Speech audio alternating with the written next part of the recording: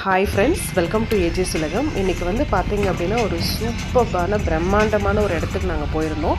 Summer vacation start ஆகிடுச்சு. So வந்து பார்த்திங்கன்னா வெளியில் எங்கேயும் போகாததால் சென்னைக்குள்ளேயே வந்து பார்த்திங்கன்னா நம்ம போகாத இடத்துக்கு வந்து போய் எக்ஸ்ப்ளோர் பண்ணலாம் அப்படின்னு சொல்லிட்டு டெய்லி ஒரு இடத்துக்கு வந்து நாங்கள் சூஸ் பண்ணி போயிட்டுருக்கோம். அப்படி நாங்கள் இன்றைக்கி போனது தான் வந்து பார்த்திங்கன்னா திருவடிச்சூலம்.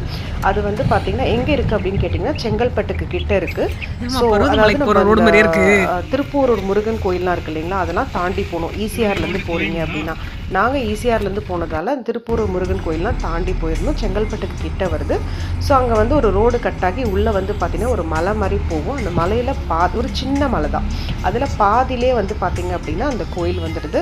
ஸோ உண்மையாகவே நாங்கள் வந்து அந்த இடத்துக்கு போகும்போது அந்த அளவுக்குலாம் இருக்குமா அப்படின்னு நாங்கள் யோசிக்கவே இல்லை. ஏன்னா நாங்கள் ஈவினிங் போகும்போது ஒரு 5 o'clock ஆகிடுச்சு. பட் ரொம்ப ப்ளசண்ட்டாக அழகாக இருந்தது இந்த இடமே பார்க்குறதுக்கு.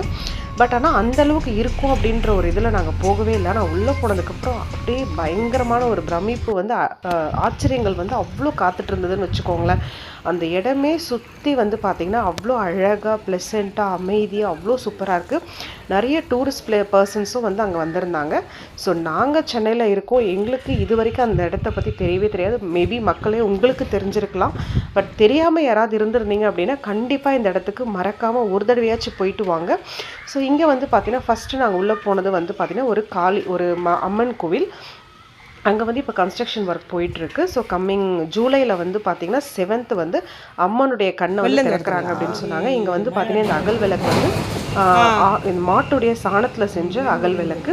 ஸோ இதை பற்றி அங்கே இருக்கிறவர்கிட்ட நான் கேட்டிருந்தேன். ஸோ வந்து பார்த்திங்கன்னா இங்கே வந்து இந்த இடத்த பாதுகாக்கணும், பொல்யூஷன் எதிர்பார்க்கணுன்றதுக்காக மாட்டு சாணத்திலே அகல் விளக்கு பண்ணி இங்கே வந்து அம்மனுக்கு நாங்கள் விளக்கேற்றுறோம் அப்படின்னு சொல்லிட்டு ரொம்ப பெருமையாக சொன்னார்.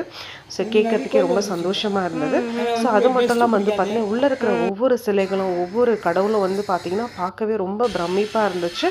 ஸோ இப்போ வந்து பார்த்திங்கன்னா ஒரு பெரிய அம்மன் சிலை வந்து பண்ணிகிட்ருக்காங்க. அது வந்து ரொம்பவே ஆச்சரியமாக இருந்தது. அங்கே வந்து பார்த்திங்கன்னா அது சம்மந்தமான இது எல்லாமே நோட்டீஸில் போட்டிருந்தாங்க. அதுக்கப்புறம் வந்து பார்த்திங்கன்னா அதுக்கு பக்கத்துலேயே வந்து திருவடிச்சூலம் பெருமாள் டெம்பிள் சொல்லிட்டு 108 திவ்ய தரிசனம்னு நாங்கள் போயிருந்தோம். அதுதாங்க அங்கே வந்து ஹைலைட்டே.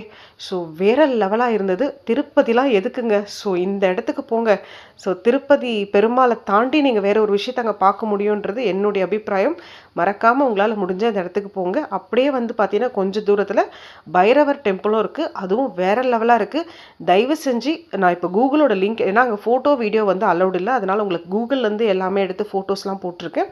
இதை சர்ச் பண்ணி மறக்காமல் இந்த இடத்துக்கு போயிட்டு ஒரே ஒரு தடவையாவது போய் விசிட் பண்ணிட்டு வாங்க. உண்மையாகவே எனக்கு அங்கே போயிட்டு வந்ததுக்கப்புறம் அவ்வளோ ஒரு ஹாப்பியாக இருந்தது. ஏதோ ஒரு பயங்கர ஒரு அமைதின்னு வச்சுக்கோங்களேன்.